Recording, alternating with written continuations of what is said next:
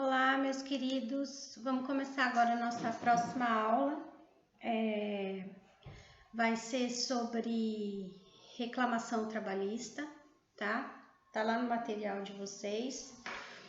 Então, é um direito subjetivo do empregado, essa ação, tá? A reclamação trabalhista é a peça que o empregado entra para pedir qualquer tipo de direito para o empregador, tá?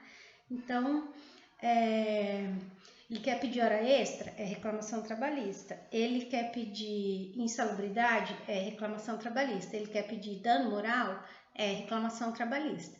E dentro do mérito, tá? Você vai fazer tópicos de cada um desses pedidos, tá? Então, a gente vai ter que começar fazendo o endereçamento, tá? Da peça, fazendo ali ao juízo, tá? Lembrando que é sempre ao juízo. Até lá no material de vocês tem ao juízo ou excelentíssimo, mas esse excelentíssimo a gente não utiliza mais, porque o CPC mudou desde 2015, tá? Qualificação das partes depois, tá? Voltando aqui um pouco, para descobrir a comarca que aquela ação tem que ser distribuída, você tem que olhar lá no artigo 651 da CLT, tá? Se o problema estiver te dando algum nome de cidade, tá? Então, daí você tem que fazer, verificar em qual daquelas possibilidades que se encaixa.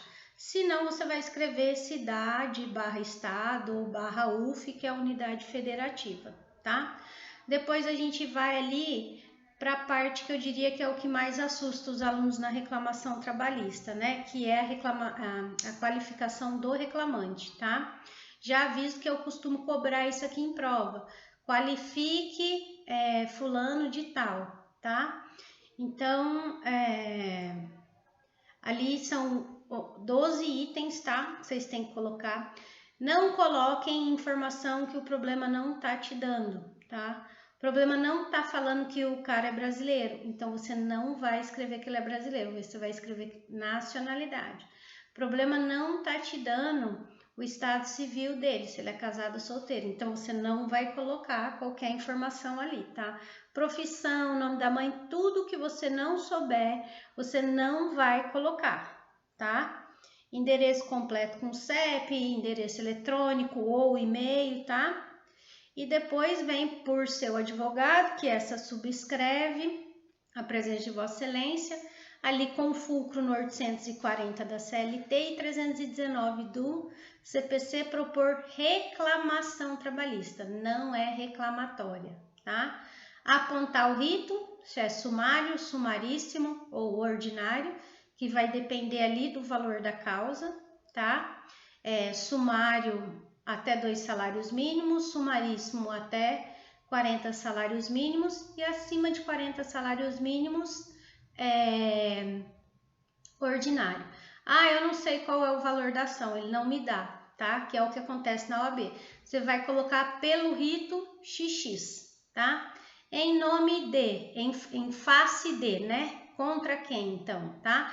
Aí do reclamado, você só tem que colocar o nome completo, se for empresa ou pessoa física, CPF ou CNPJ, tá? Pelos motivos de fato e direito a seguir expostos. Eu coloquei ali para vocês a Câmara de Conciliação Prévia que pode acontecer, mas o STF já decidiu que as partes não são mais obrigadas a passar, tá? Mesmo quando tem. E depois também vocês podem estar fazendo o pedido de justiça gratuita, ok? Tá? A OAB normalmente não cobra esses 2 tópicos porque não cabe na peça. Mas quando vocês forem fazer a peça da OAB, daí vocês têm que estar atento a isso, tá?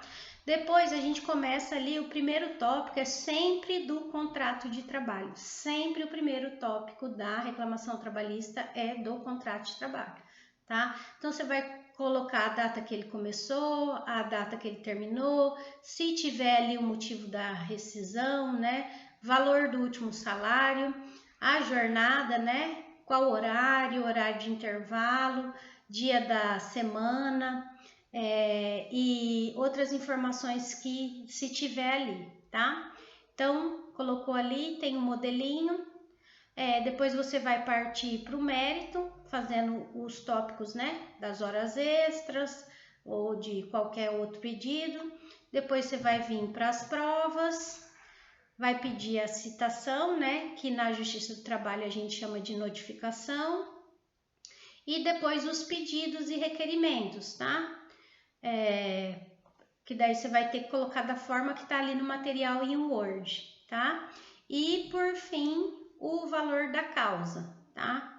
Então, dá-se a causa o valor de, tá? O símbolo do dinheiro ali e o fechamento da petição inicial, tá? Só pegar o material em Word que vocês vão ver ali que tá passo a passo, ok?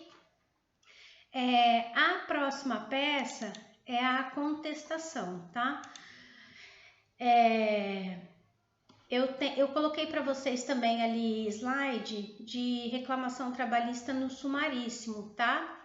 É a mesma regra, a única coisa que vai mudar é quando você colocar ali, o fulcro vai ser no artigo 852A, tá? E depois a próxima peça é ali a da contestação, tá? Então, a contestação, ela obrigatoriamente ali tem que existir, mas ela é uma peça mais simples, tá? Eu sempre falo para os meus alunos que o ideal é que caia contestação, tá? Na segunda fase de vocês, para qualquer área, porque é uma das peças mais fáceis que tem, tá? Então, a ideia da contestação é negar tudo que foi falado na inicial, tá? Negar desde justiça gratuita a tudo mais, tá? Então, você também começa ali com a verdade dos fatos ou do contrato de trabalho, da relação de trabalho, tá? Conta realmente qual era a contratação dele, qual forma de contratação foi feita e quais foram os pedidos feitos na inicial, tá? E daí depois você passa tópico por tópico negando aquilo, tá? Então tudo que ele pediu você fala não foi, não recebia por conta disso, ou não tinha dano moral por conta disso, tá? A gente também tem ali as preliminares que podem ser alegadas do 337, que a gente normalmente alega ali ou antes do contrato de trabalho ou depois do contrato, do tópico do contrato de trabalho, tá? E as prejudiciais de mérito, tá? Que é, por exemplo, a prescrição bienal, a prescrição quinquenal, tá? E depois vai negando ali todos os tópicos, faz o pedido de provas, tá? Pedido de condenação de honorários também, tá? E daí encerra, tá? E pode ser que tenha exceção de suspeição, exceção de incompetência ou reconvenção, tá? As exceções, tanto a de suspeição, que é quando o juiz é suspeito, tem que ser feita em peça apartada, tá? É o que tá falando ali no 799. Tanto a de suspeição quanto a de incompetência, a competência pode ser material ou territorial, tá? A material é quando, por exemplo, ele distribuiu na Justiça do Trabalho e aquilo ali é uma relação cível. Então, você pede para ela ser remetida para a Justiça Comum. Ou ele distribuiu numa cidade e tinha que ter sido distribuído na outra, tá?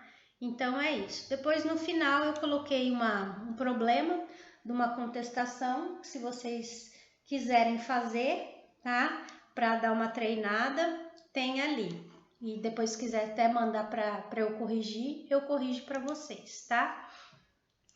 E eu coloquei também lá um material sobre instrução no processo de trabalho, para vocês verem como é que funciona, tá? Essa instrução processual no processo na Justiça do Trabalho, ela pode ser feita na primeira audiência, se for audiência una, ou se for 2 audiências, vai ser na segunda, né? Que a gente tem a audiência inicial e depois a audiência de instrução, tá? Então, normalmente são 2 audiências quando o processo é rito ordinário, mas pode acontecer de rito sumaríssimo ou sumário, o juiz fazer 2 audiências, ou no rito ordinário ele fazer uma audiência só, tá?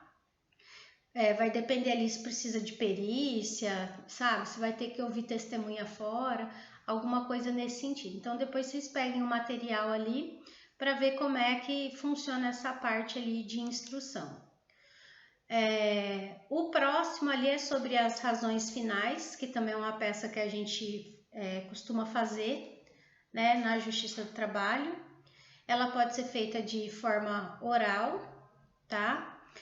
Essa forma oral, você pode ditar ela realmente ali na hora, ou pode falar para o juiz que as suas alegações finais ou razões finais são remissivas, que quer dizer que você remete a tudo que foi dito no processo, tá? E por memoriais, que daí é quando o juiz dá um prazo para você juntar ela por escrito, tá? E depois falei ali também da sentença, como é que essa sentença tem que funcionar.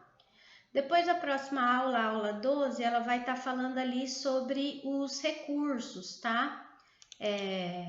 Recurso ordinário é um recurso que cai bastante em segunda fase da OAB, tá? E também, óbvio, né? Qualquer um deles pode estar caindo aí em primeira fase, como pergunta, né? Ali na parte processual. Na Justiça do Trabalho a gente não tem efeito suspensivo, então a partir do momento que sai a sentença, né, o reclamante já pode estar ali executando a ação. Ele não vai conseguir sacar muitas vezes o dinheiro, tá? Mas já pode ali começar a execução para até garantir bens, tá?